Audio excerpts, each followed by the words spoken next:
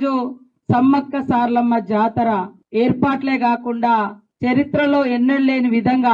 ఇక్కడ ఉన్నటువంటి ఆచారాలను, సాంప్రదాయాలను, విశ్వాసాలను, ఆదివాసీల అస్తిత్వాన్ని,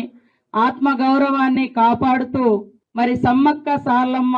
టెంపుల్ నిర్మాణం ఒక యజ్ఞంలా, ఒక యాగంలా సీఎం రేవంత్ రెడ్డి గారు చేస్తున్నందుకు వారికి ప్రత్యేకంగా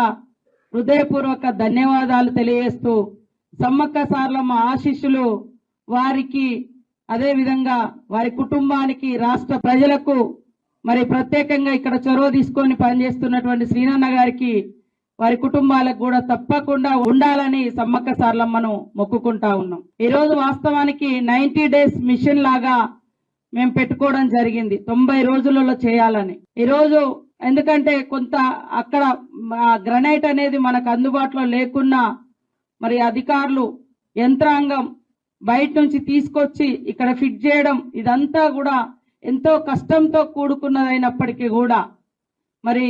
అవే కాకుండా ఉట్టి శిలలే కాకుండా ఆ టెంపుల్ మీద వచ్చేటువంటి రాతి శిలల మీద